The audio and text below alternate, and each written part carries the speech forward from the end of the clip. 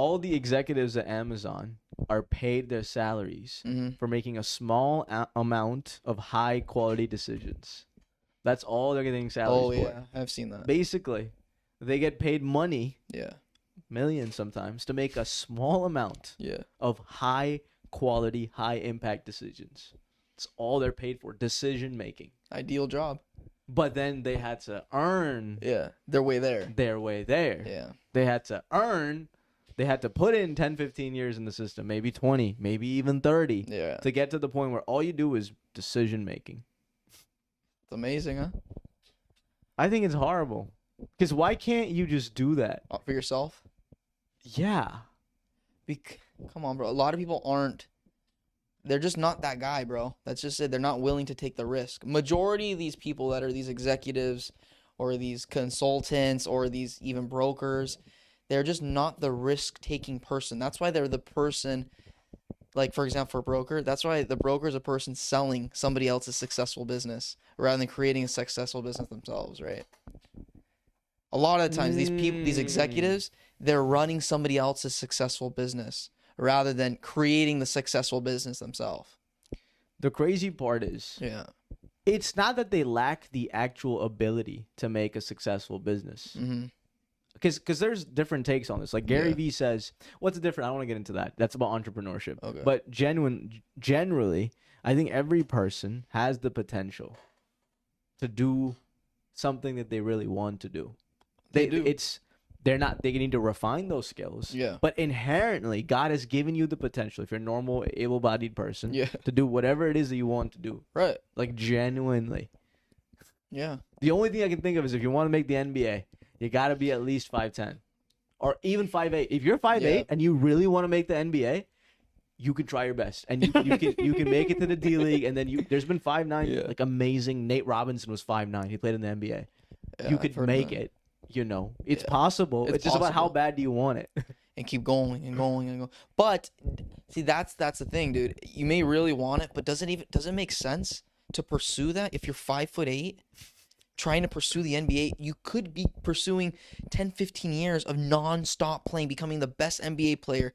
And likeliness is you're probably not going to make it. They're probably not going to take you. If you're an insane athlete, though, they'll give you a shot.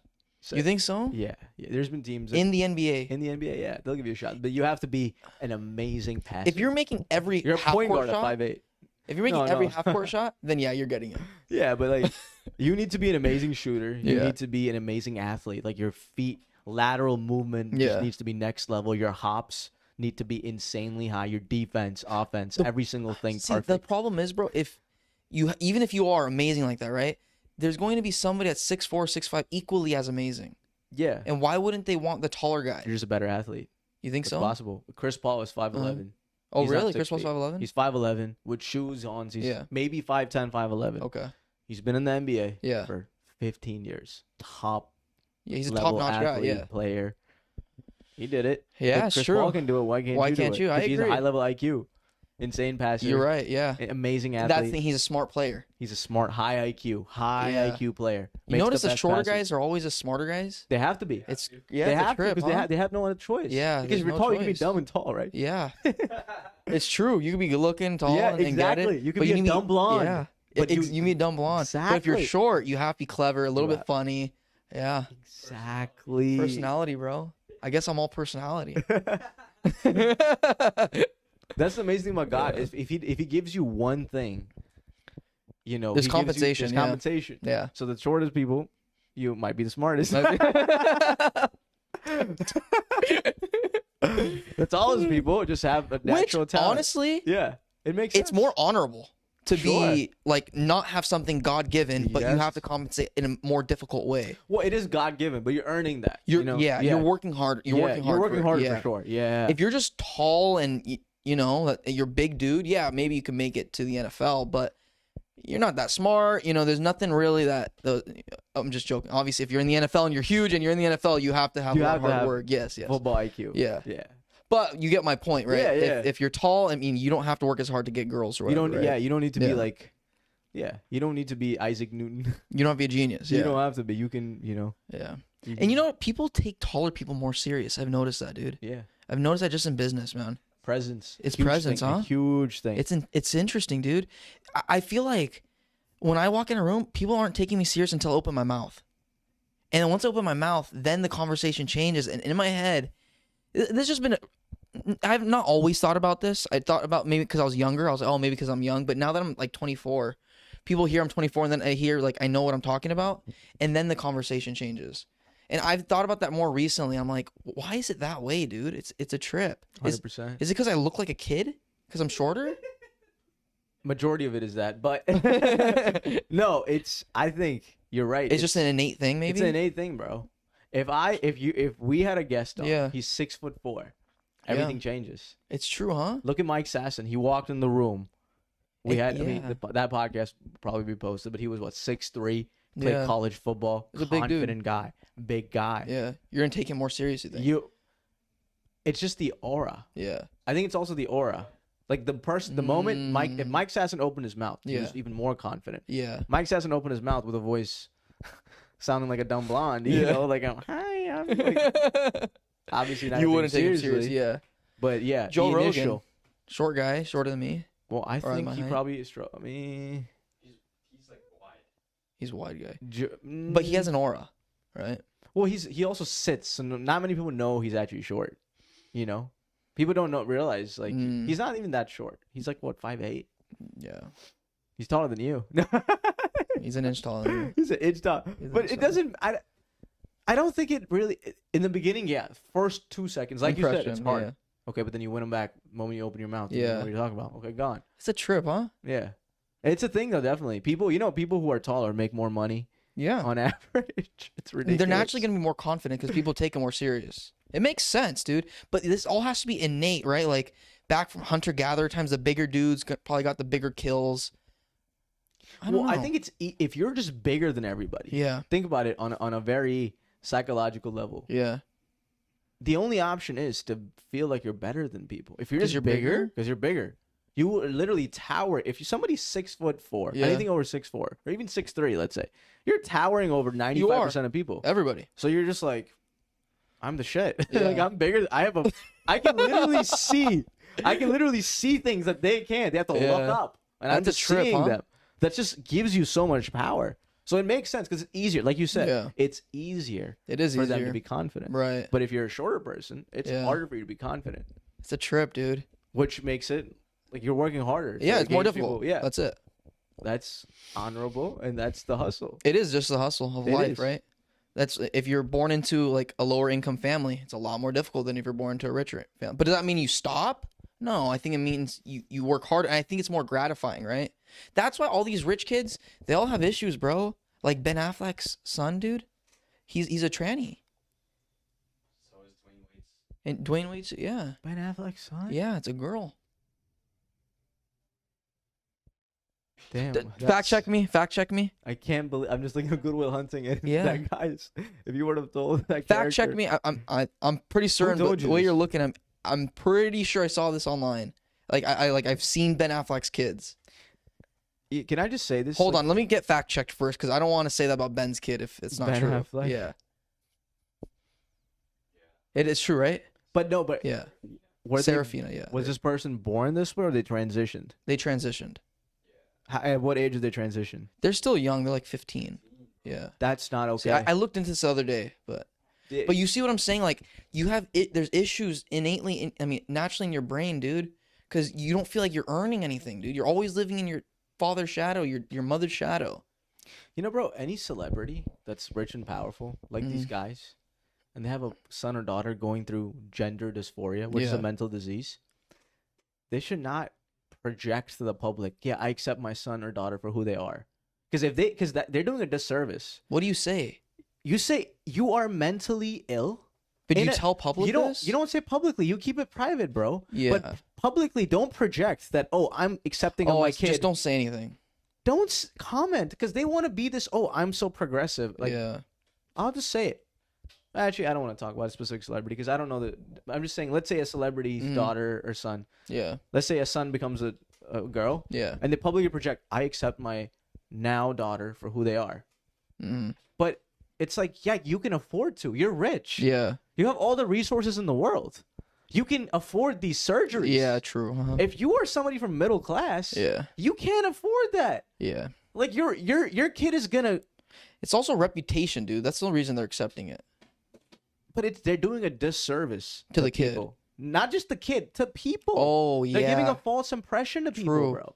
They're destroying generation of kids. People are going in debt because of this. They're destroying parents. Yeah, it's crazy. Stop normalizing this. It's not okay. Your son or daughter needs to seek mental help. Yeah. That doesn't make them a bad person or you a bad parent. Just figure your shit out and accept that, hey, my son is going through a really horrible thing. Yeah. And I am going to work on it instead of trying to normalize, oh, yeah, I accept my son for their mental disease. What the fuck?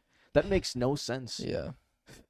It just tells you, bro, like you have to earn things yourself, right? Because if you don't earn things yourself, if you feel like things have been given to you, you're like, what's my purpose on this earth?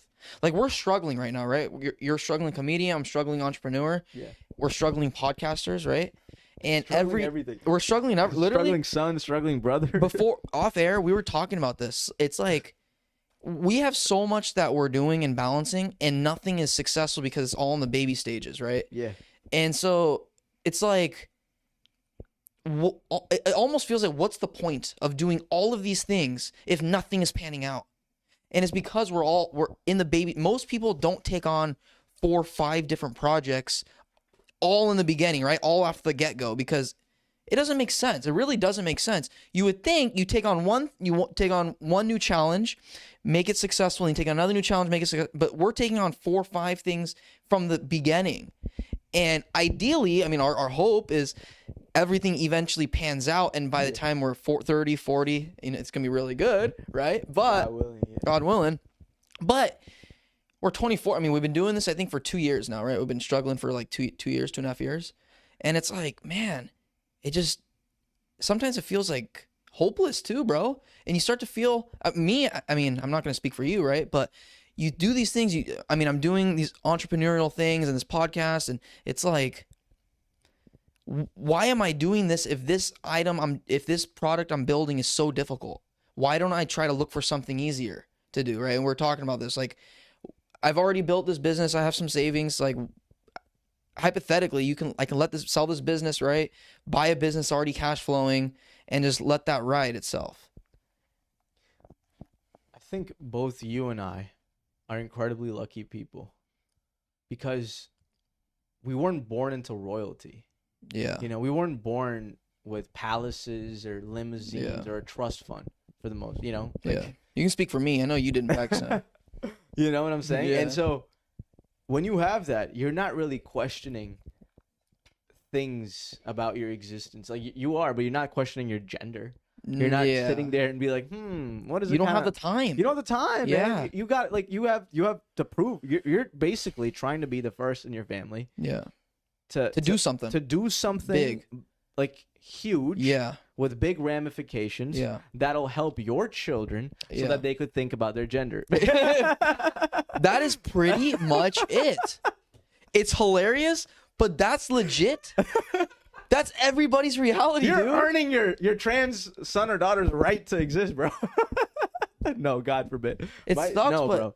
It's true. That's why if you're rich, you have to put your son or daughter through misery. They have to have some tribulation. Misery. No, not misery. I'm putting them through misery. Not misery, but you have to make them accountable. They're spending a decade in Africa getting water. They're with gonna, Khabib. They're gonna do marathons just to get water. Yeah, they're gonna fight bears. They're gonna. Man. The Singaporean culture. What Singaporean culture? Use the mic. They can't hear you. Catch. Oh shit! Good throw. Is it on? Am I speaking? Okay. You guys seen like the Singaporean culture? Like, you guys know like the movie Crazy Rich Asians? Yeah. It's pretty much kind of true. The Singaporean culture is pretty like legit, and they're rich, and their children still becomes like, successul. Why do you think? It's just their culture. They're like they're not American. They're not fat. Yeah. Is it because expectation though? Yeah, I mean, they might be super rich, and they like you talk about like these like people who are born royalty, and they have the time to think about like, oh, what gender am I, right? Yeah. But in that culture, it's like more like we have this, but you're gonna have to take on the responsibility when you grow up. Mm. So Well, I think it's also about time too. Like, I don't want to talk about this too much, but go into it. If you're Ben Affleck, yeah, you're not spending time with your kid for the most part. First of all, he's had his own personal issues with alcohol and substance abuse. Yeah. Right? Not substance abuse, but alcohol for sure. Alcohol, yeah. And you can't be a parent if you're going through your own shit. You kind of have to be perfect to be a parent. Like, not perfect, but you got to have your own perception of perfect. Yeah. Yes. Yeah. Yeah. Your son needs to, or daughter needs to think, oh, my dad is the shit. My dad's a superhero. Yeah, and you can have your own fault, but you need to hide your shortcomings. Really. I agree. And if you can't do that, then somebody else is gonna fill that void or vacuum. I seen this paradox of life. It was like a little like manuscript almost, and the dude was saying, he was like, when you're a kid, you see your parents as a superhero force, right? They're like the best thing that's possible. You want to be like them. There's nothing better, right? You grow up a little bit, you start seeing things, and you start questioning, why are they doing that? This is actually a better way of doing things, right? Oh, my dad only makes that much money. Yeah. My mom actually doesn't know how to cook, right? And it's like there's these shortcomings that you start noticing in your parents, whatever it is, whether it doesn't matter if it's money, cooking, cleaning, whatever that it is, right? And then you grow up and you're a little bit older, right? You're in your 20s, 30s, and you look back and you're like, wow, life is just very difficult and everybody's just doing the best that they can in the circumstances they have, right? Because you start learning about your parents' history, right? Their past, what they had to go through to get where they are, that they were just trying to make decisions that they didn't even know, didn't have any information to base things off of, right? Having a kid in your 20s is not easy, dude. You don't have a career, you don't have like a stable relationship. I mean, a lot of people in America probably don't have like a good like moral foundation. You're coming up with things as they come. It's true. Very morally corrupt, yes. Yeah, it's super true. Wild. And then you start to have sympathy for your parents.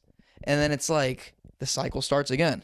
You're a parent. You're a parent, exactly. You're a grandparent. Yeah, and then your parents are gonna dude. We forget that, huh? Like, we're all human. We've everybody in this world experiencing something. Somebody's already pretty much experienced. Yes. Very rare to find that somebody has not experienced. It's not really possible, dude. Yeah. Everybody's experienced the hardships of life, right? And we were talking about this earlier too. Like, one of the most important things, dude, just as I've grown up, and maybe I've gotten this advice was it just being into my head, but it's like if you're able to just take in other people's hardships and shortcomings and actually listen to what advice they're giving you, there's a reason that they have that advice, right? And it's like if you're able to adapt that to your own life, you're probably not going to go through that situation again. Learn from others' mistakes.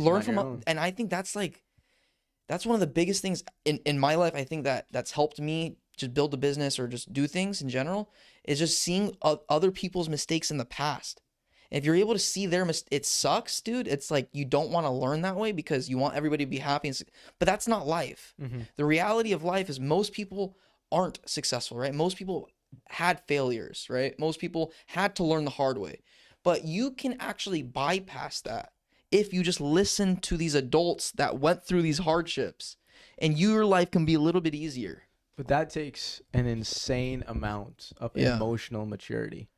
It does. And I think yeah, you're right. It's hard. It's just hard because they're not you and you're not them. Yeah. And so you have this physical detachment from them.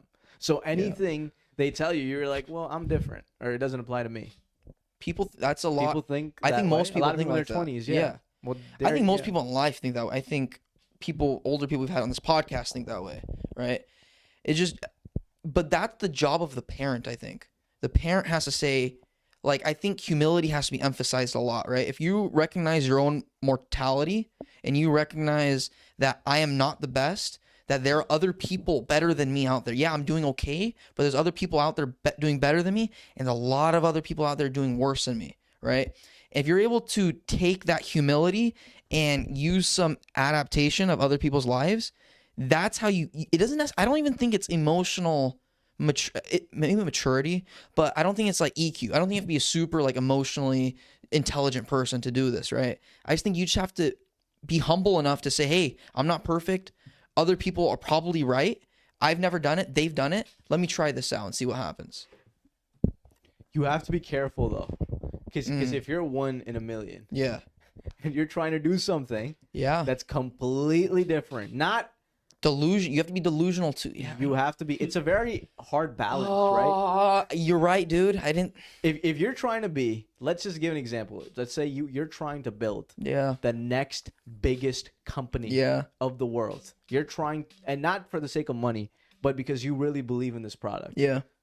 You have to disregard everybody. Because nobody's done what you're trying to do. Yeah, you're right. But then you have to find the balance, because then they'll say something to you that you didn't think about. Just because somebody hasn't done what you're trying to do doesn't mean they don't have value. They don't have value, or they can't give you advice on things that might help you. So I think the key is just to have your mind, your ears, and your eyes open. But basically the whole test is self-actualization. Is how in tune are you with your own self? Yeah. You know? You have to be able to read yourself very well. Yeah. Another thing too, because I agree with what you said a lot. I think I've said this on the pod before. You have to be delusional. Like, you have to be so far out there that nobody really understands what you're doing. But you also have to have the humility to listen to other people's advice. Oh, absolutely. Because, like, for example, like what Steve Jobs did or Mark Zuckerberg, maybe nobody's done these crazy innovative ideas, but people like Steve Jobs, super adaptive person, right? He took people that knew what they were doing marketing wise, right? Knew what they were doing operationally wise, and he didn't know. He's just so delusional that he knew he had the product. That was it. That was literally Steve Jobs. He had the product and he can sell somebody, but he didn't know how to get it out to people. He didn't know how to structure a company. He didn't know how to do the operation. If you know anything, or if you read the Steve Jobs book, he never did the executive decisions. All he focused on was product. That was it. He just focused on the product. He didn't want to deal with the business stuff. Product improvement and product creation. Doing stuff that other people couldn't do. People, the engineers telling him this is not possible, and him saying, no, it's possible, figure it out. Right? So it's product improvement and creating actual product, right? Interesting. Well, what about marketing? I thought he was involved in marketing as well, right? I think he was involved in like the approval of it, saying, yes, that makes sense. No, this doesn't make sense. But he wasn't the guy going out there and telling everybody, hey, this is the best product in the world and this is why, right? He created what Steve Jobs did was he created a business that was based on simplicity. And then they adapted every part of this business to simplicity. Inevitably, it turned into master marketing, right? Because now you look at their commercials and it's like, wow, it's so clean, it's so refined, but it's so simple. You know, I'm seeing a similarity between him and a person in the arts. Mm-hmm. Steve Jobs, from what you're telling me, I don't know much about him. Very surface level stuff. Yeah. From what you've told me about Steve Jobs, it seems to me that he was basically an advocate for the consumer. Like, he was trying to build a product that the consumer would appreciate and be easy to use. You know what I'm saying? Like, he was basically making a product for himself first. Exactly. He was building, So go ahead, He was making the product for himself. Yes. And the analogy I want to share is Quentin Tarantino. He always says this. Okay. Any movie he writes, he's doing it for himself. He is the audience. Mm-hmm. Yeah, when you do that, you're not attaching any boundary or any filter. You're just making stuff for yourself. And chances are, if you're a normal person, people will appreciate that. Yeah.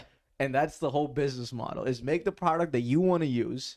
And make it so good, adds value. Yeah. Exactly. And make it so good that people have to use it because you're using it and you're a normal person and it adds value to your life. Yeah. Steve Jobs, he relating it back to art, he was an artist. Mm-hmm. Everything about the Macintosh, the iPhone, the Lisa, whatever it is, had to be refined and perfect, even underneath the hardware. So you take off the screen, the solders, like how they put the chips together and they solder the chips and the wires and all that, it had to be clean. Everything had to be linear. It had to be nice. And the engineer, Steven Wozniak, would be like, what does it matter? Nobody's going to see this. And he's like, it does matter because we're making it. We're making the product. It has to be good. Why? I don't want to make a shitty product. And he learned this from his dad. His stepdad, well, not stepdad, sorry. It was his foster dad, right? Because he was adopted. His foster dad was a carpenter. And he focused on refinery. He focused on making sure everything made sense. It was smooth. It was clean, right? And so he adapted that into his product. which in reality, if you look at an iPhone, it's modern art. That's what it is, right? It's modern art. It's simple to use. I mean, you look at a Mac and you look at an Asus laptop, not the same. You look at an HP and you look at a Mac, it's not the same. But you can draw similarities from an HP and an Asus, right? What it is just modern art, technological art. That's a great point. Yeah. Right? And the thing is, also something I've noticed about people that really do impact the world in the highest of ways, like in the most impactful of ways, is they have this not innate, I don't want to say innate actually, because I think that you build this skill, but they have a yes and attitude. Yes, and this is how we do it. You know, like elaborate. Somebody tells Steve Jobs, I can't really do it that way. Yes, like you said, yes, you can do it that way. Yeah. What's stopping you? Because no one's ever done it before, because you haven't thought it that way. Yeah. Just do it. Yeah. Let's do it. Let's try to. Because our first response, we're very lazy people. Normal people are lazy. Okay. Yeah, they're like, I don't think I can do that. Yeah. Yes, you can. Why can't you do that? Right. Figure this out. Figure that out. Figure this out, and then that, and then on top of that, and then boom. Enter. Yeah. The thing is, people don't want to go from this, that, and then to that. There's always a yes response. There's always I agree. Always a way. I think there's always a way. Now, is there boundaries and barriers? Of course, there's boundaries and barriers, right? But that's the whole journey. That's the whole struggle. How bad do you want it, dude? Exactly. Like all these short, like Robert Rodriguez, dude. He made his mariachi film, right? $7,000. They made it in like I think it was like three weekends. That's what they made in like 3 weekends. Okay. How long is it? Do you know? It's an hour and a half. It's like a legitimate feature film, right? They're pulling 18-hour days, dude. Same thing at Apple. These engineers that were doing this, Steve Jobs didn't care if they knew how to do it or they didn't know how to do it. You're going to work 18-hour days. And if you don't want to do that, you don't belong at Apple. Another thing he did, bro, he created a sphere of people that knew they were better than the others. The engineers at Apple, they weren't Microsoft engineers. They were Apple engineers. You wanted to be there. There was it was more difficult to be an Apple engineer because they expected more of you, right? And so there was some credibility, there was some authority to being at Apple. So of course, if you're working 18-hour days, you're probably like, damn it, I can go to Microsoft, make the same amount of money, but there's no prestige with it. There wasn't as much prestige, right? So he created that too. That's a business tactic, right? Well, that's smart. So he made it kind of like a secret. Yeah, like, dude, you belong here. Like an Ivy League of sorts. Exactly. He's like, you're not like the rest of them. You're not like the rest. You're better. Exactly. He told Japanese investors this stuff, dude. Like, we are the best. Why would you want to do with other people? He made it seem like if you're coming with us, we're doing you a favor by you coming with us. And that's so like manipulative because at that point, Apple was nobody.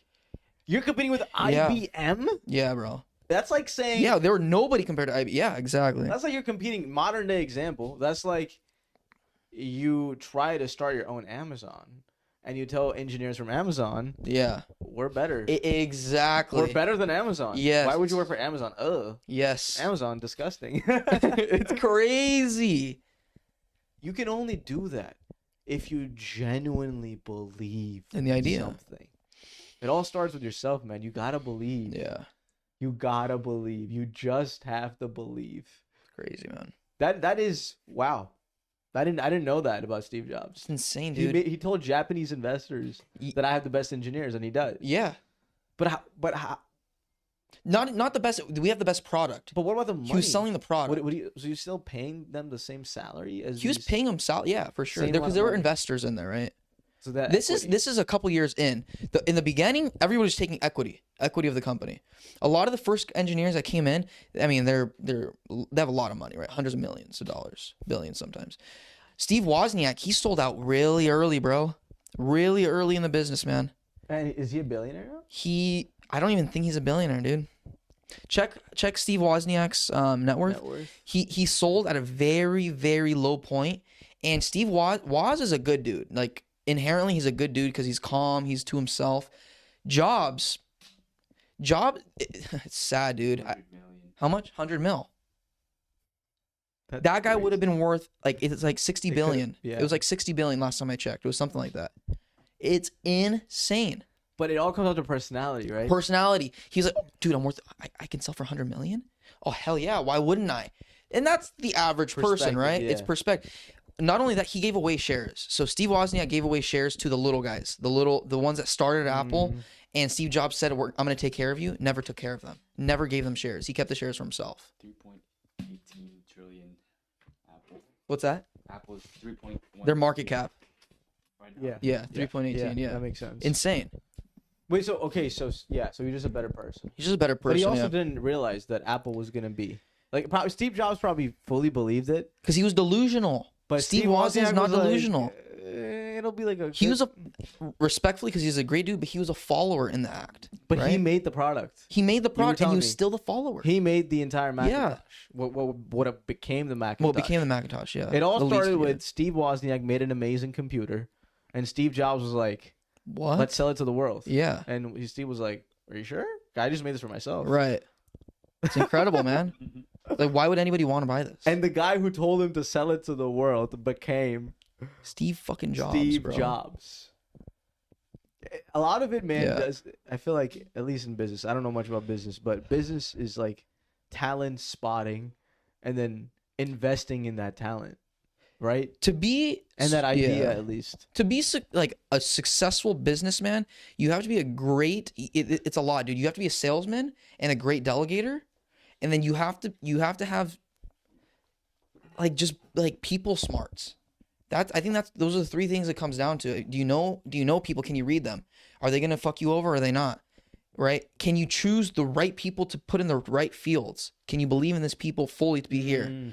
And then it's having the idea. Do you have that idea that can blow up? I think you do have to be fearless. You have to be bold. You can't be like... You have to know you're better than others, dude. It's not humble. It's not a humble endeavor. But you have to know that your business is going to be bigger than somebody else's business. I think I would frame it as you don't think you're better. You think your idea is better. Because as an entrepreneur, you have to delegate. So you have to believe that other people can do a job better than you. Right. But to be a Steve Jobs, I think you have to think you are better. But then he also knew he wasn't the best engineer, so he got the best engineer. Right. He couldn't be it himself. He couldn't be himself, yeah. Yeah, so he has to realize his own strengths. Yeah. And realize where he's weaknesses and then fill those weaknesses with the best people at that job, which makes it a complete product. But he would also tell people things like you are like it's a famous line of his, you are shit. This is shit. Like he would tell people, "Hey, dude, this is the product we created. It's amazing, it's beautiful." And there was two responses. This is shit, or okay, there's something there. Okay, and he did this a lot of times. This is what I'm saying. Narcissistic behavior. That's what I'm saying. Like when you think you're better than somebody, he would be in meetings, bro. He would be in meetings, and he would tell people the idea somebody else gave him or the product somebody else gave him, and he said that he did it, that he created this idea, or he would tell the idea. Yeah, narcissistic behavior. Yeah, that's not. I don't think you have to be a Steve Jobs. You have to do all those things.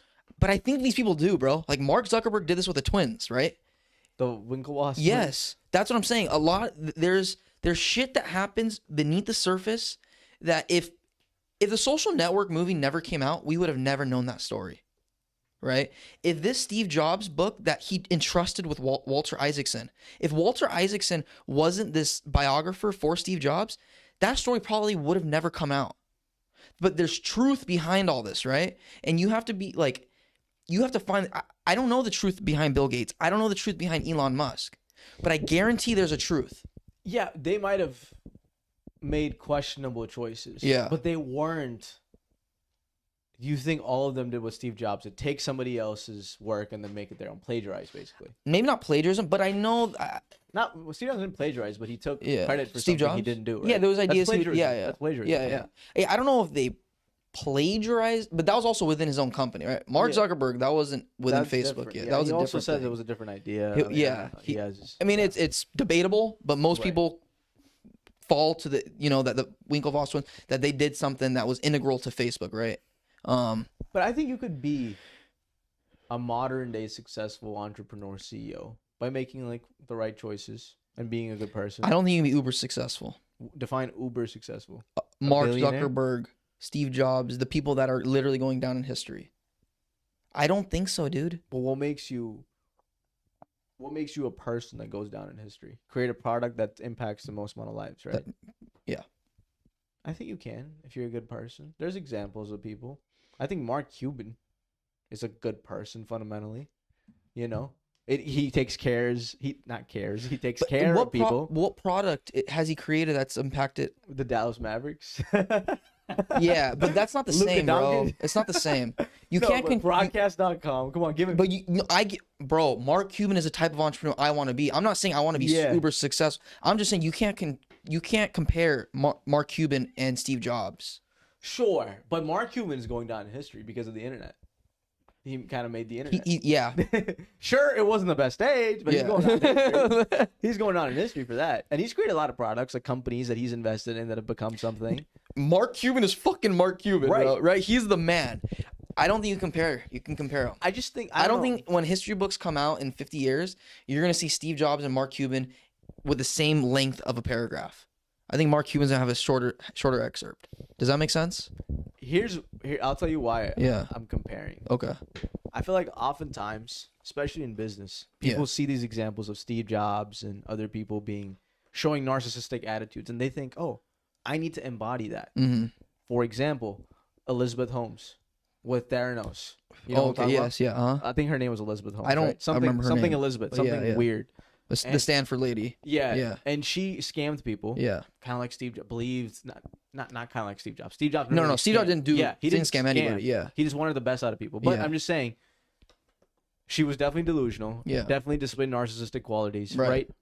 And I think a lot of people feel like that they have to be this person when. Just because somebody hasn't, let's say you're right. Let's say every single person that's going down in history in the business books that has created a product that's impacted millions of people is narcissistic, has fucked over people.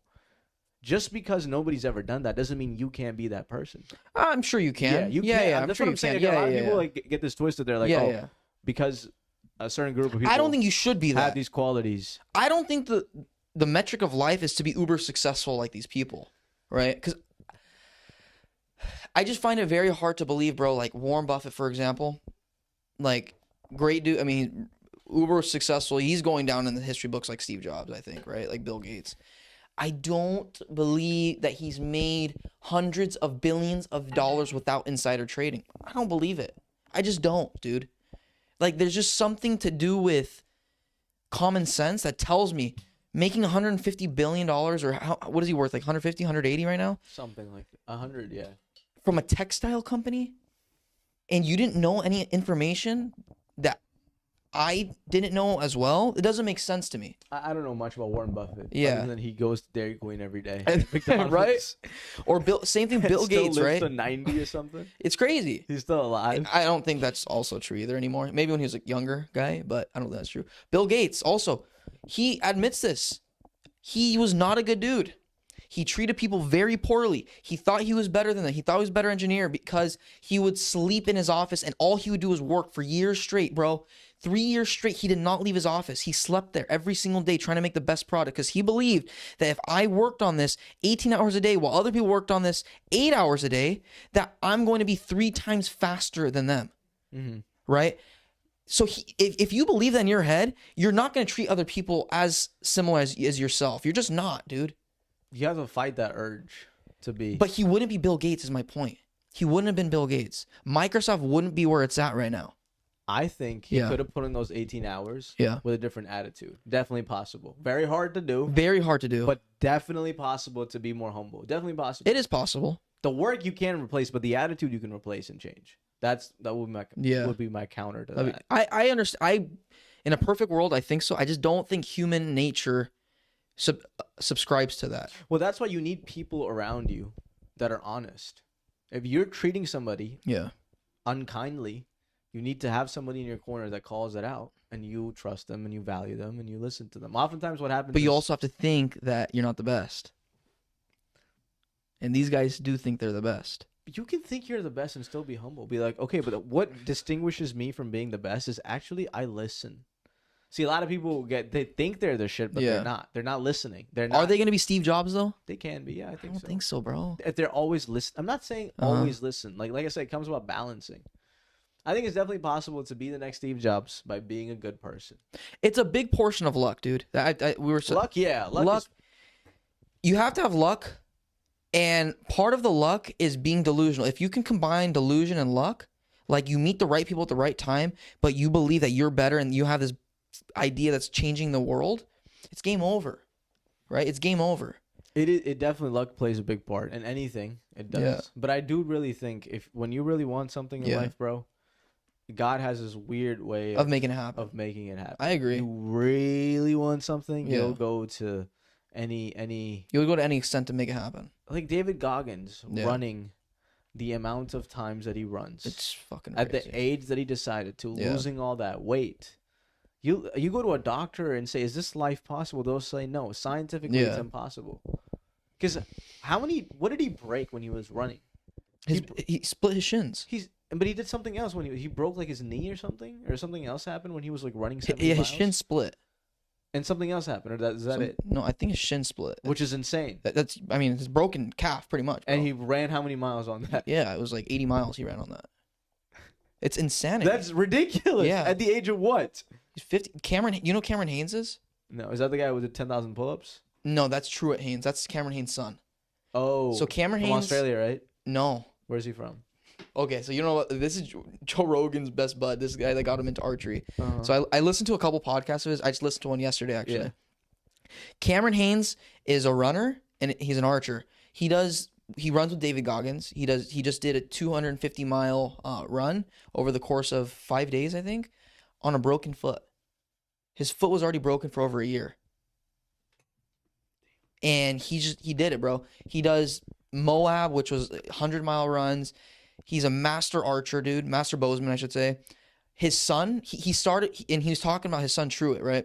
And his son Truett just did 10,001 pull-ups in a day. 10,001 pull-ups in one day. Not only he's jacked. Have you seen this? The prior record was 7,600 by David Goggins, right? Around there. It was 7,000 by Goggins, and then 8,000 by that Australian kid, and then Truett. So Truett has gotten the pull-up record twice. It was Goggins, Truett, Australian dude, Truett. And he's 25, right? And he's I don't know how old he is. Something like that. 25, 26. This dude. 10,000 pull-ups in one day. Bro, he's jacked. This dude is jacked. He's like 6'1". He is like probably 180, 200 pounds. He's jacked. He runs marathons sub 3 hours. Sub 3 hours, dude. 22 in jeans. miles? In jeans. Yeah, I saw that.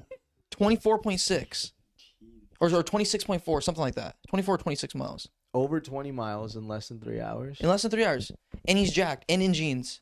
Tight jeans. And he's done 10,001 pull-ups. Right? The thing is, Cameron was talking about this. He was like, my philosophy since my kids were born is if I put them in an environment their entire life, if I start making my kid work out, my kid has been working out since 6 years old, he said, 4 years old, something like that. Damn. And he said if I kept him... He's still 6'1"? Damn. Yeah. He said, I had my kid working out in this environment his entire life. Of course he's going to be a badass. Because that is all he's used to. He said the kid's never missed a day of working out in 14 years. No way. That's what he said in the pod. That's what he said. Recovery. How does he recover? Dude, if you're working out that much, doesn't matter, dude. Arnold never took recovery days. If you're working out that much, your body is just used to this mass force. This is your norm. This is your norm. Dude, I need to increase my cricket workouts. I need to right? go more. But the point is, like, you're putting, like, what the last statement, right? Cam said, if you're putting your kids in these if you're putting yourself in these environments, and that's all you're circulating around, this is just my norm. This is just my norm. It's probably likely you're going to be very successful. Doesn't make sense. 14 years, he never took a day off? It's mad. He never took a single day off. Madness, dude. But this is also his life, right? This is how he makes money, too.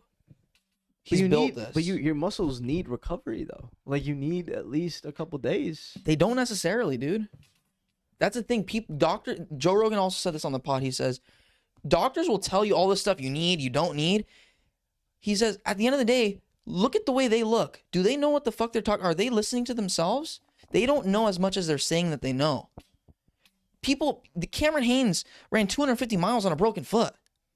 That shouldn't be possible. Doctors don't always know. I don't understand. How, though? On a broken foot? Broken foot. Tell me what was it Achilles that was torn, or because you can't do that physically? Can you look it up? Cameron Haynes. He ran 250 miles. Goggins ran. It was like he has a world record right now for most marathons in a row. It was like 11 marathons in a row. It's like in the span of how many months? In a row, like days, bro. Wait, what? Yes, look that up too. After the Cameron Haynes 11 marathons. Yeah, bro. In 11 days? Wait, what was the first one? Cameron Haynes, broken foot. If all the stuff you're saying is true, and it probably is. I listened to the pod yesterday. So. Yeah, I think my biggest takeaway is all of us are selling ourselves too short. Yeah. We can, whatever it is we're doing is basically not enough, like Steve Jobs said. It's shit. It's not. It's shit. We're doing shit. Our mind is shit. We need to get to our mind is shit, dude. All of our minds are shit, bro. That's the thing, and that is something that I'm doing this with my kids 100%.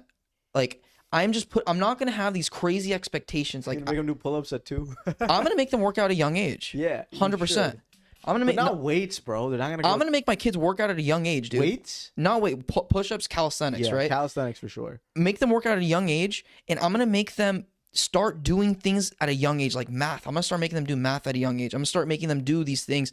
Like, if you put your kids in this world of that, this is their normal. This is the normal, right? That's all they know. That's all they know, bro. Because then it's hard to change. I grew up in a world like my parents didn't have crazy high expectations, right? They grew me up in a world of delusion, and I think that's what's helped me. But if you don't grow your kids up in a world of delusion, you just grow them up in the world, it's not delusion. It's reality. It's just their reality, right? And that's what's going to help them be successful because they're going to be 10 years old one day, right? And their mind is going to open up. Oh, you don't do 100 push-ups every day? Then they're going to, you know what I'm saying? Then they're going to realize. Bullies, bro. No, but it's not a bully. They're going to realize my world is different. You don't do 10,000 pull-ups in a day? What did I'm not hanging out with you. What did it show? The Cameron Haynes thing? For broken foot? Yeah, broken foot. For broken foot, did it show 250 miles, right? Miles. But yeah. did it show what kind of broken what was foot? Broken. It just shows a foot. Like it was like swollen and everything. Bro, but it doesn't make sense. If your foot is broken, don't run, rest. Because that's what Joe Rogan told him. It doesn't make sense. Yeah, that's what Joe Rogan. He was like, dude, I don't. He told me, he's like, is this forget everything. The day that this was posted was 3 days before he started the run. Joe told me, he was like, what doesn't make sense to me is why are you doing it? Fix yourself. Just fix yourself, dude. And then compete. Yeah.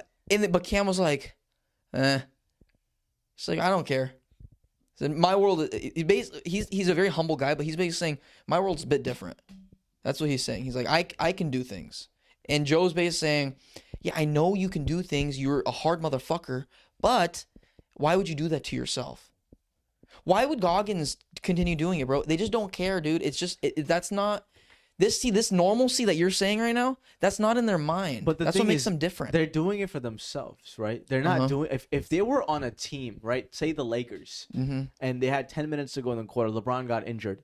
His foot literally broke, but he was like, no, it's game 7 of the NBA Finals. I'm going to push through the pain. Yeah. Makes sense. He's doing it for the team, sacrificing. Oh, yeah. I give a lot of respect to him for that. But if you're just doing it for yourself, it's like, that makes no sense at all. Or makes the most sense. Is he doing it to fight cancer? Is he gonna fight? Like, or it makes the most sense, bro. It's self-actualization. He's risen past everything, all Maslow's hierarchy of needs, except can I be the best man I am? And he's like, dude, I'm turning 60 next. He's 59. Wait, he did that in his 50s? He's 59. This was did that recently. A week ago. Yeah, he did this a week ago. It was like May 9th. So technically, if all this is true, right? There's no excuses then. There's no excuses for anybody on anything, including me and you, right? The stuff we're doing right now, it's obviously not enough if we're not there yet. Fucking Truett Haynes did 10,001 pull-ups in 18 hours, motherfucker.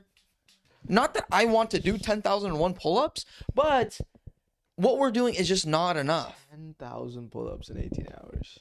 It is madness, is what I'm telling you. Can he bowl 30 overs, though, in one day? What is that? I'll have more respect for it. What's an over? Over is 6 balls, a fast ball. Oh.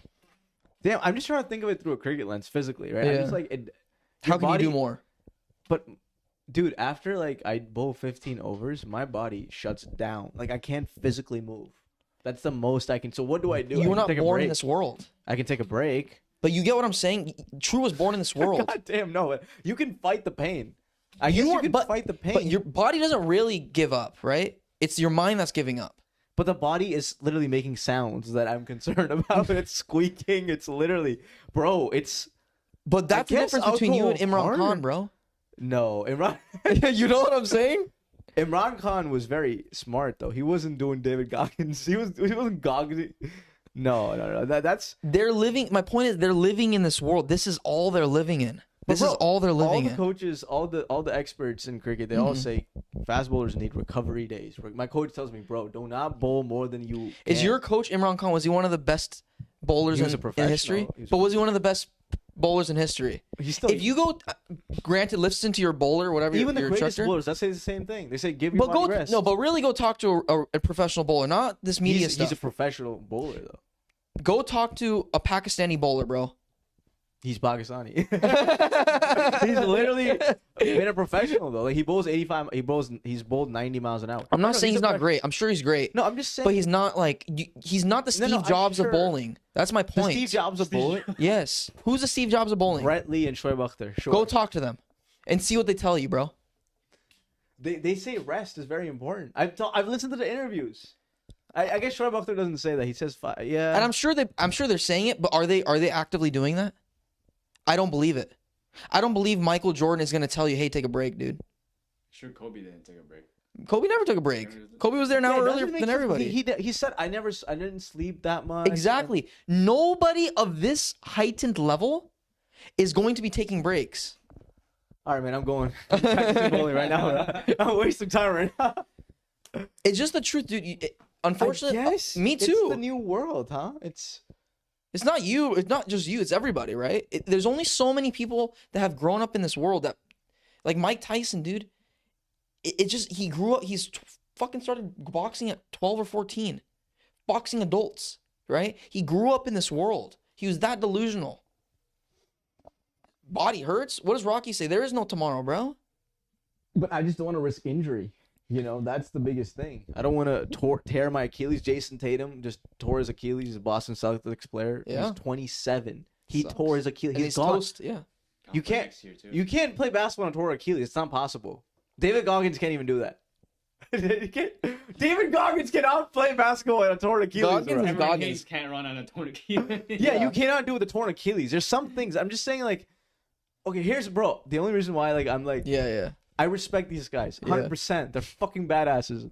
I can't beat David Goggins. Short. I'll give it to you, David. You can have this one. You can have this one. You can run more than me, bro.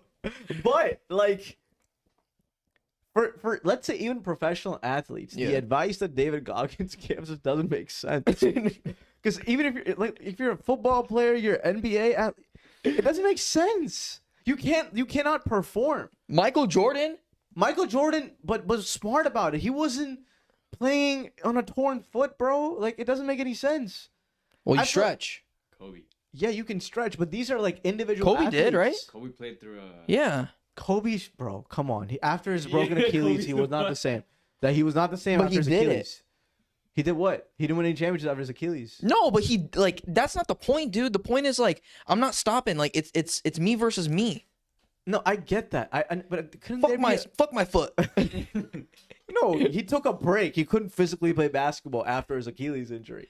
Did he shoot the 2 free throws after on a torn Achilles? Yes, and he made them. That's fine. That's possible. Yeah. Yeah, you could free throw. Yeah, but that's still hard actually on a torn Achilles. I could probably do that. Yeah. No, dude. I can't make a single free throw as is. Has your Achilles ever hurt? Have you ever had pain in your Achilles? That's right. Yeah. Yeah, it's hurt. It's the most. I've seen it like physically, like detach. The tendon is. That's disgusting. Achilles. I have Achilles tendonitis, kind of. This guy has everything, bro. Lower back pain, Achilles tendonitis. No. Okay. You have bad posture. I'm telling you, I fought through the pain. Thankfully, you know what plyometrics are? I've heard of that. I don't know. I've been doing a lot of plyometrics. It's like excessive jumping. It's explosive movement. Exactly. Okay. Explosive foot movements. Mm-hmm. I've been doing that's like helped my Achilles on another level. I'm just saying, of all the pains that I've had as a fast bowler, bro, the Achilles one is the most. It's the most painful. It's the most scary, and of course it's scary. You're done if you don't. If you break your Achilles, yeah, it's very hard to come back from that. I'm just saying, but.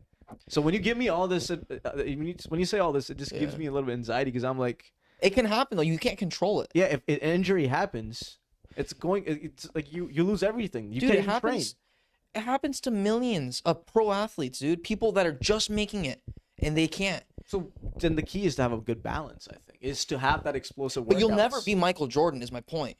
You'll never be David Goggins. You can be great. Honestly, I view Michael Jordan as more of an athlete than David Goggins. No, who's like I'm saying the master of their field. The master of their field. But what field is David Goggins a master? Willpower. Literally, bro. David Goggins is in his own league. There's nobody even there. There's nobody even there. He's in his own sport. It's called the sport of David Goggins. Nobody else is even competing. Carrying a boat sports. Literally, nobody else is competing.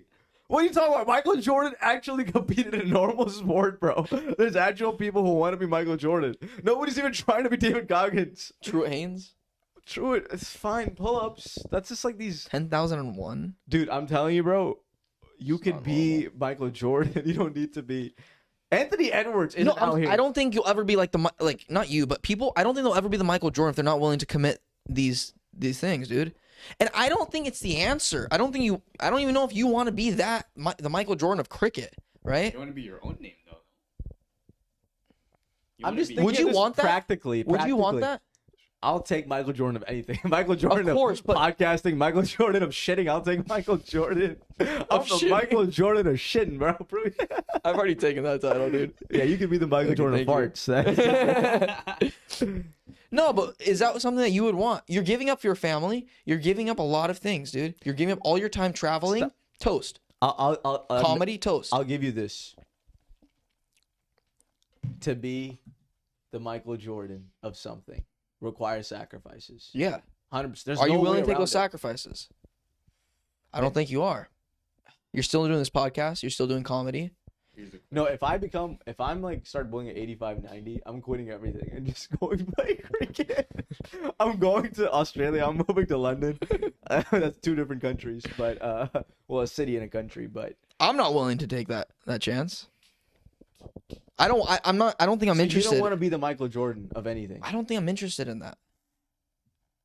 I used to be very interested in that. I don't think I'm interested in that anymore, dude. I'm interested in doing things that I want to do because I only have this one life. I don't want to be living for everybody else. But are you living for everybody else if you're trying to be the Michael Jordan? I think you are, dude. Who what?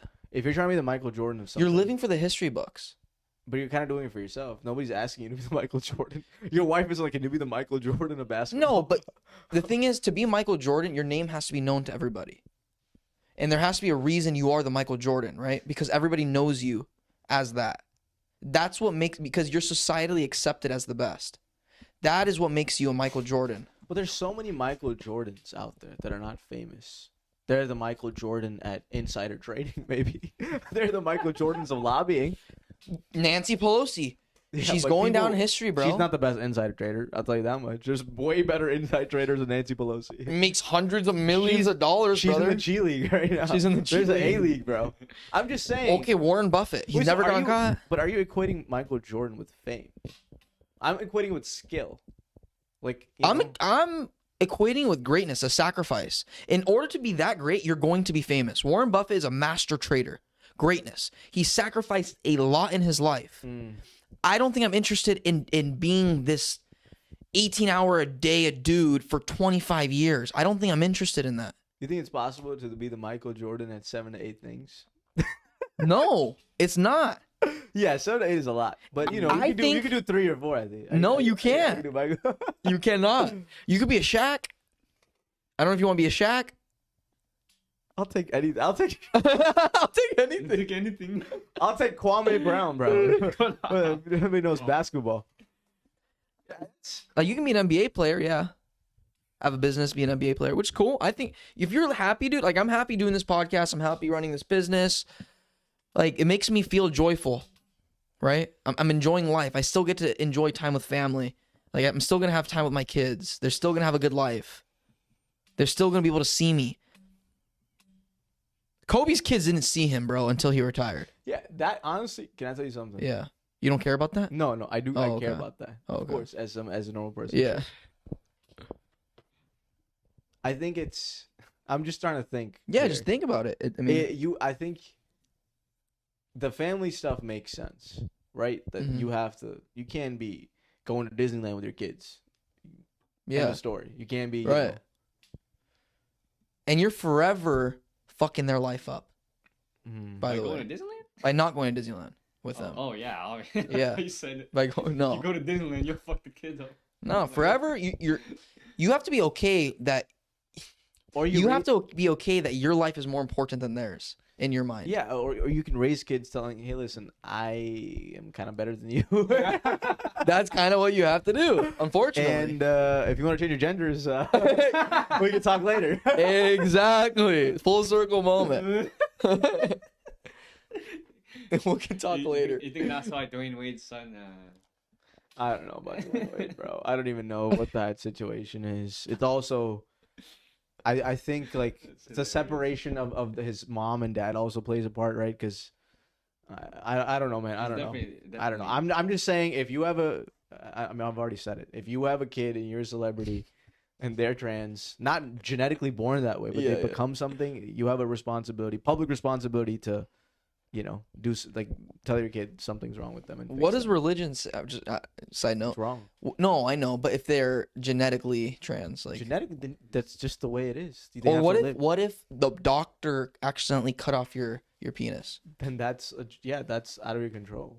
Then you would have to make some. That's dude. So God is okay with whatever that? is in your yes. I mean, think about it logically, bro. God is very logical. So if your penis gets cut off as a baby, right, and it's easier to be able to become a woman. This has happened. Sure. This has actually happened. It's crazy. It was out of their choice, right? Yeah. The kids we're talking about, they're 12, 13, thinking they'd rather be a woman or a dude. Yeah. No, it's very different. They're making an active choice. Yeah. It's out of their control. So God's okay with it? God's not okay with the kids making the choice. From birth. He's actually gonna blame the parents. What's crazy? The movie you're talking about, the Conclave? You watch it? Yeah, that guy is that same guy you are in the movie. The guy was born a woman. The one that became Pope, but it was male. What? In the movie? Yeah. You didn't watch it? You watched it, right? I fell asleep during the end. During the end, the most important part. That's why. Really?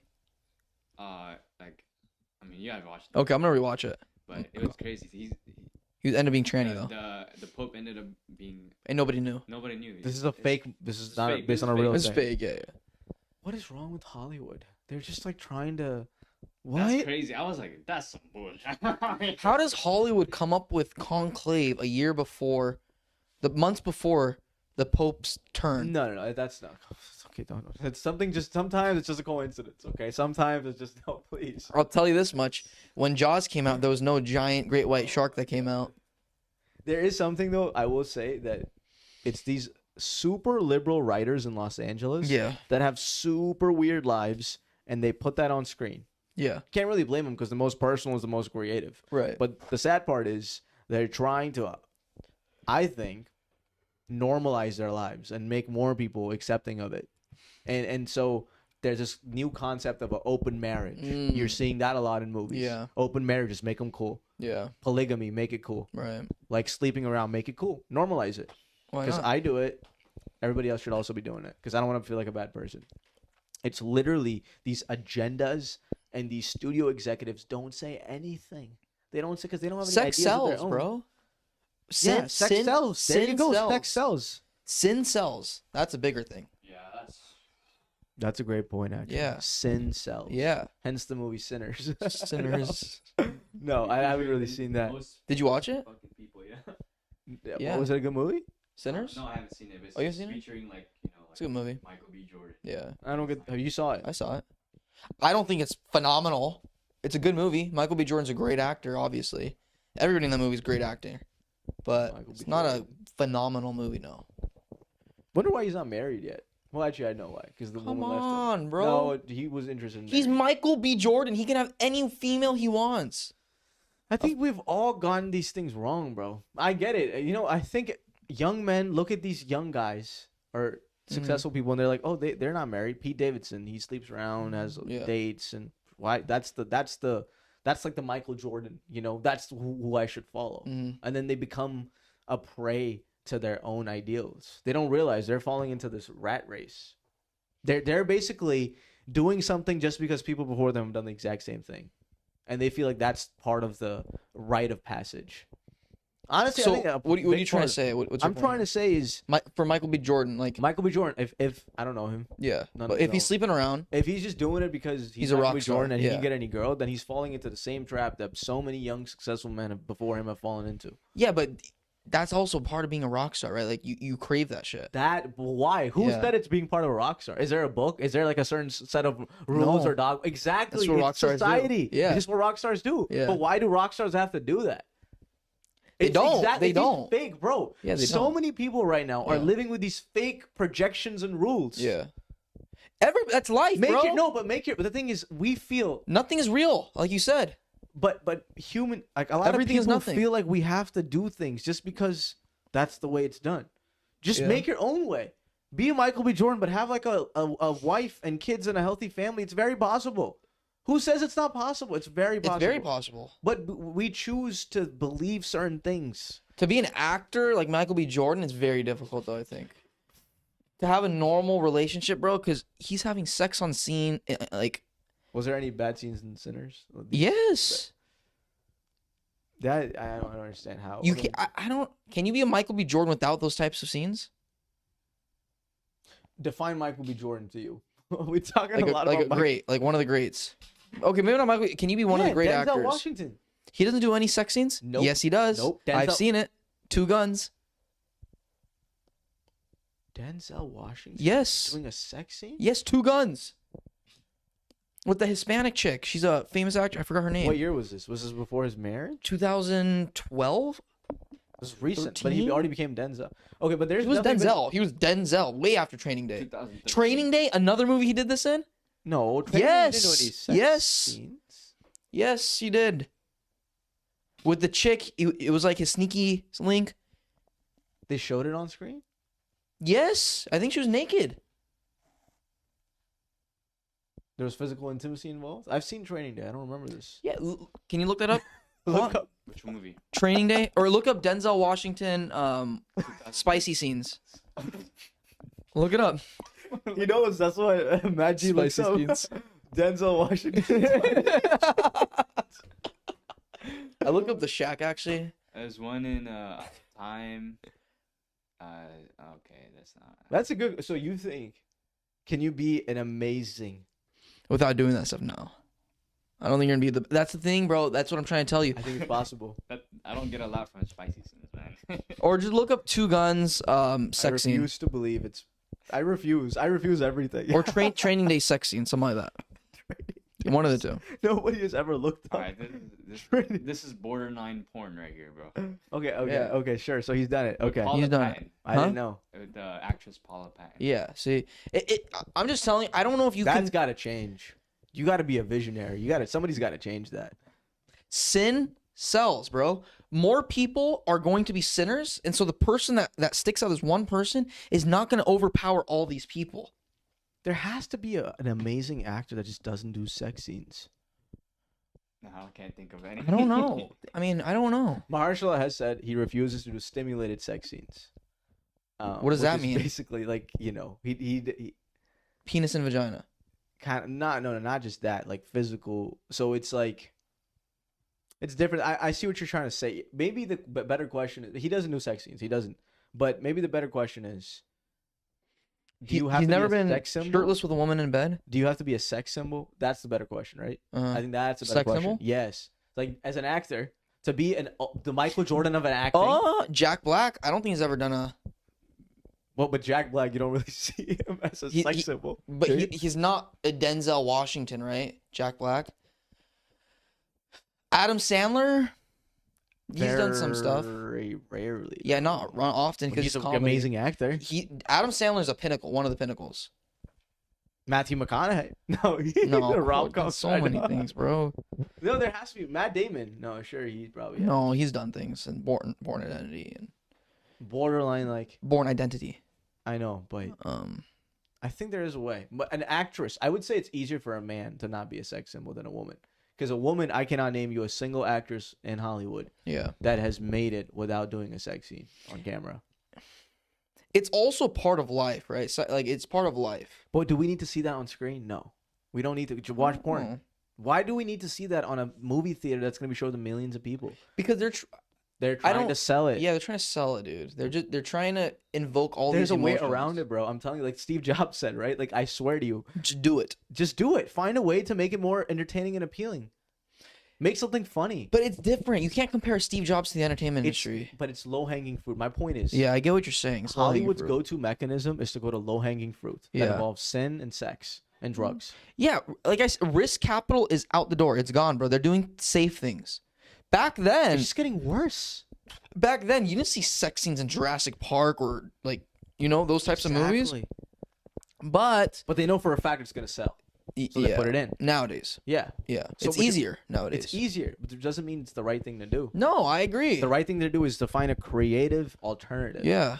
So you don't destroy young men and women who grow up thinking that's what their life is going to be like when they get married to somebody. They don't care.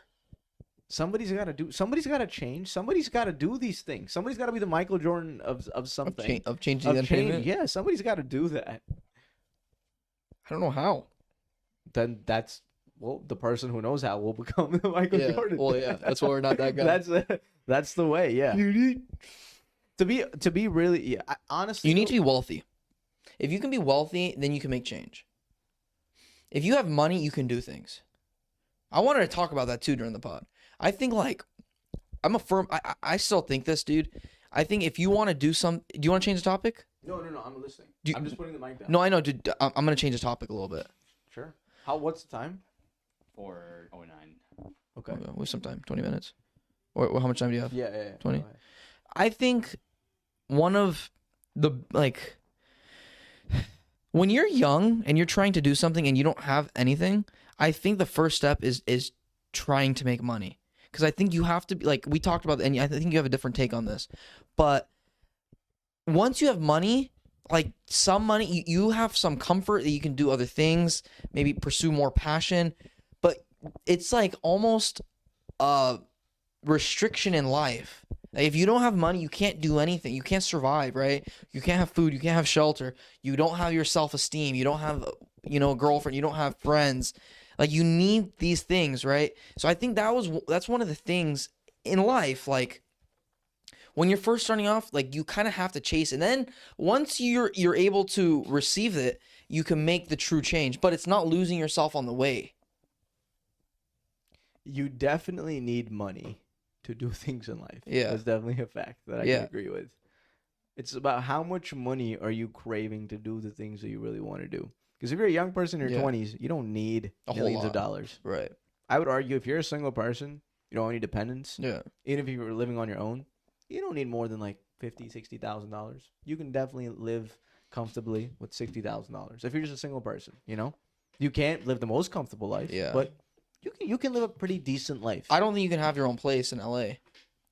You could have an apartment at a homeless shelter in LA. You could at a homeless shelter. No, but you can. Okay, you can get a studio in LA right now for like $1,800.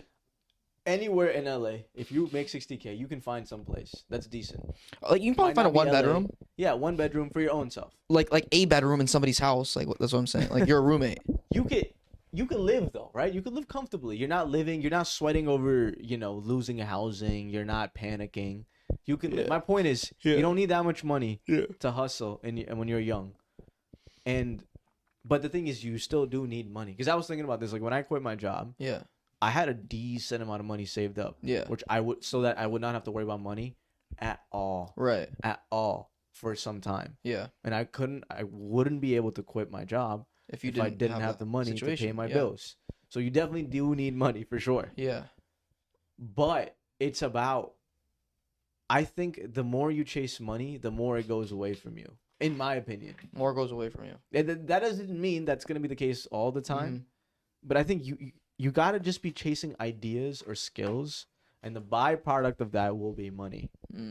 If your goal is to chase something that'll bring people value, the most amount of people value. Money is a byproduct. It's just but how are you going to change the world right now if you don't have money? If you don't have the money right now, sure, but once you chase that idea or that skill you have that's going to provide value to a lot of people, you will have money, which will give you more power. That's how I think about it.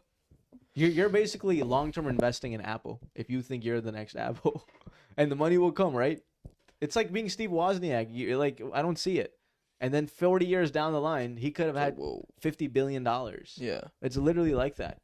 And it's crazy because nobody's telling you you're the next person. It comes from within, like you said, it comes from delusion. So I feel like being young in your 20s, the goal is to chase something that not only you enjoy, that gives you peace. Like when you go to bed, you're at peace. Yeah. It's not going to be the case every night. I'm just saying genuinely, like on a general level, what is something that you find that you like to do that gives you peace and genuine fulfillment? Are you going to change the entertainment industry that way? No, I don't think so. Whatever it is that you want to change, just invest in yourself first. It all begins within yourself. Yeah, I agree. You got to invest in yourself. Become the best actor. Become the best entrepreneur. Become the best engineer. Become the best lawyer. And then you can change the world. Become your best version, bro. That's what your 20s is about, in my opinion.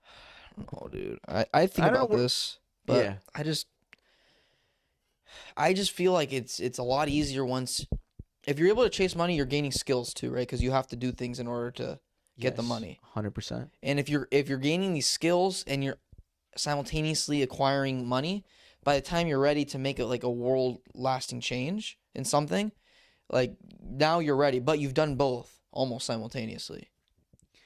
Definitely. In the arts, bro, it's just so much more hard. I don't know an answer, to be honest with you. I don't know an answer. That's why everybody is like a bartender, dude, because the hours are flexible. They can maneuver decent money you can make. In the arts, you cannot chase money. I firmly believe in the arts, if you chase money, you're not going to be one of those greats because all of them were chasing the skill, you know? In the beginning. In the beginning, it's a skill. Yeah. If it's acting, if it's comedy, if it's making films, if it's producing, it's the skill. Yeah. And then that's the byproduct. You think everybody? In the entertainment industry? Yeah. Okay, you can make money, but it's not going to... But you think everybody that's successful wasn't chasing the money by becoming an actor? No. I don't think that's the case. Oh, okay. The thing is, you said the metric of success, right? Yeah. No, like a Leo. Do you think Leo was chasing money at all? No. I don't think so. I honestly don't think any of these people are chasing money at this point. Because money is like, what is money really? Everything. No, I know. But like, you know, if you're in public, right? Yeah. People are walking, and there's a person that's famous versus a person that's $100 million. Yeah. It's like, you know, the person that's famous is gonna be getting all the attention. You know what I'm saying? Yeah. So it's in that domain of things, then money just becomes like this number that you have in your bank account that nobody really knows about. Mm-hmm. I think the real power comes from having the fame with the money. Societally influential. So influence. Yeah. But money can buy you influence, right? Money can buy you influence. And influence can get you money. If you're influential, people will pay you. Also true. People will pay you to do ads. It could be either way. It could be either way. Yeah. Interesting, yeah. Yeah. But I just think, I don't know, man. But your original point, bro, to really be influential and change the world. You make money first. You do need money. Yeah. But it doesn't mean you chase money first. It could be chasing the skill and then the money comes after. It's just a different... True, yeah. You know, it's just... Do what gives you peace, bro. I really believe in that peace. Like when you go bed at night, not saying you're not going to be stressed.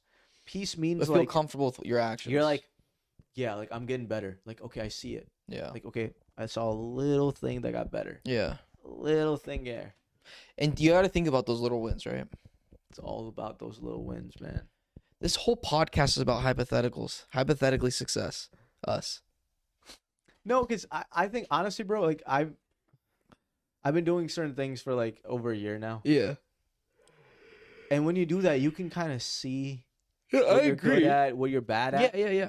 And so then it gives you like a certain level of confidence that, okay, this thing will probably work out in X amount of years, and this thing will probably work out if I keep at it. And it's just like, okay, so if the goal is really, I was thinking about this, like, this is very like stupid, but I was like, how do these actors look amazing at like 45, 50, 40? Okay, I get it. Plastic surgery. Right. But for the people who didn't get plastic surgery, right? Like, there's definitely male. I'm talking male dudes who look pretty good for their age. Okay. Right? I'm like, let's say like Timothy Chalamet, right? 30 years old. Does not look 30, bro. That guy looks like 20. A kid. He looks like a kid still. Yeah. I'm like, okay, if the whole game is, it's not in my power, it happens to me whenever it happens, then I just got to keep a set of hair on my head, basically. And how do I do that? Yeah. By just literally not losing my mind. If I just live like it's going to happen and just operate, okay, just survive, survive. I got a hair on my head. I don't have that much white hair. I don't have freckles. I don't have wrinkles. Speak for yourself, man. I'm just saying, you know what I'm saying? Like, that's the whole thing. It's like maintaining your sanity during this entire process. Because chasing the arts will make you an insane person, especially if it's like stage based. Yeah, which means it's out of your control. Yeah. So one day it could be your day, the next could be the other day, and the whole thing is out of your control. You think?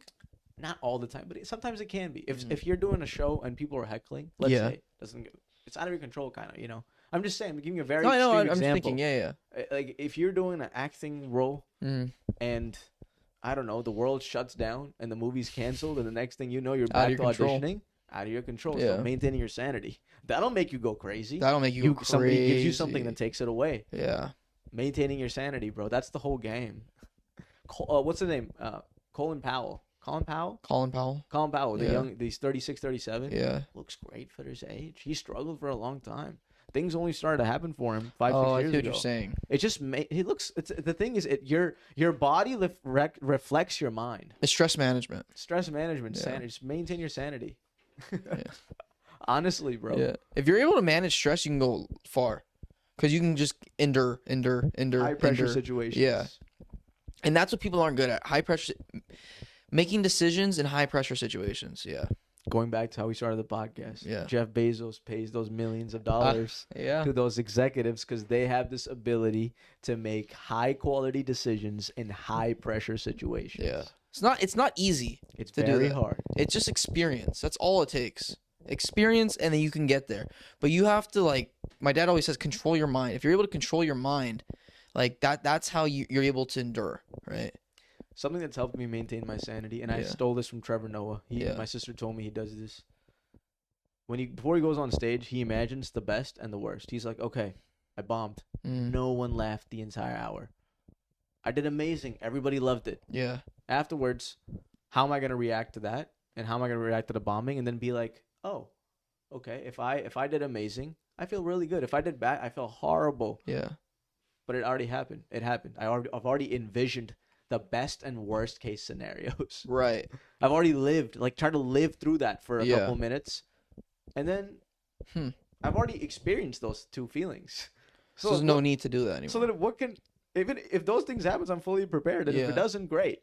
It's like, let's say, God forbid, I fucking fail at cricket. I fail at comedy. I fail at everything. And I've already imagined, okay, I'm still alive. What next? What's next? I still got two legs. I still got two eyes. Okay. Restart.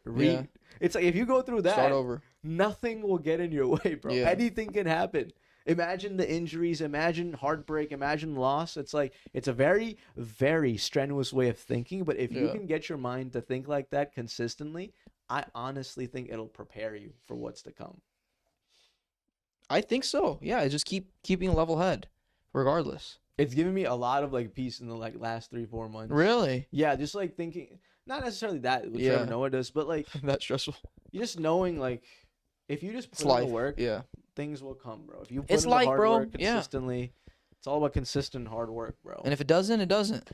What are you gonna do? You tried your best. Yeah. You at least. And you live in the bar for the next 40 years. Fine. That's very a lot of people, dude. To be true, yeah. A lot of they people never got over it. Yeah, they were so heartbroken. Exactly, dude. They never got over it. Oh, that's something I've struggled with in life, is letting go of things. It's very hard. I think that's the hardest. I was gonna ask you this original podcast. I was gonna be like, what's the hardest thing you've ever had to do? The hardest thing ever. And I divided it up for me mentally, physically, and emotionally. Okay. And I saw some parallels for me. That could be another podcast. Yeah, another pod. Should we do another right now? No. The hardest thing in the world, man, one of the hardest things for me at least is letting go. Letting go. Accepting. Letting go is for people especially. Accepting is very hard, bro. Yeah, it's hard. It's holds so many people back. And you don't even know it's holding them back until you sit down and have a conversation, right? And then you draw parallels like, wow, this person keeps talking about this incident, this thing that happened in their life. It's like, all right, it happened. Let's move on. But it's a lot easier said than done. Everything we're saying is so easy. Yeah. Two dudes just talking on a Two dudes podcast. talking. Yep. I think the biggest thing though is these self-created struggles we've all made, self-created obstacles. You know, you get over that. I don't know if this was the case, bro. For like, I feel like we think about this stuff so much. Like, what if this? What if that? What if this? What if that? Did they think about this stuff back then? Of course, everything we're doing has already been done. There's nothing particularly interesting. Yeah. Everything Which is we're a good thinking, thing. young people have already thought about. We think we're special. What if everybody thinks like this? No, not that. I just feel like they just did things like not even uber successful people, right? Just normally successful people. They just made a decision. Hey, don't want to work for somebody else. I'm gonna go start my own thing and let's see where it goes. Now I feel like people are like hyper stressed on that idea. Is it because just cost is higher and you know it's harder to start your own thing? Oh, that's what you're saying. Like, Yeah. Why are people so willing to be their own bosses? I feel like people, like everyone I talk to that's in our parents' generation, the way they talk about when they started, it was like, yeah, I was doing this thing and I decided I could do it myself and I just went and did it. But I know for a fact when I go out and I'm 40, 50, 60 years old and I talk about the situation, it's not going to be, oh, I just made this decision. It's going to be like, man, that was not an easy decision. Like I was stressed out. Like it took my savings. It took this, you know, there's reasons behind it. But when adults talk about it, like our age, like they're adults 50s, 60s, I don't hear them talk about it like that. You know why? Why? Social media. Because you have on your phone 10 different parents basically telling you to do this X, Y, and Z. And it just confuses you more. They didn't have that many voices in their heads. They didn't have a person like Alex Hormozzi constantly telling them every single day, bombarding them with advice and to-dos and to-nots. The access of information that we have in America and in the world as a result of the internet is a blessing and a curse. It's literally a blessing and a curse. Yeah, huh? Every day you don't have two dudes talking, telling you that right now we're a blessing and a curse. I think podcasts are more of a blessing because it's long format. Long form, yeah. Long format is, and if you feel like you're in the conversation. Oh, that's a good point too. All right, man. I gotta go do David Goggins shit now. I want to go crazy, bro. That's actually that. Thank you. I'm gonna think of those people. It's insane, now. Dude. Cameron Haynes, brother. All right.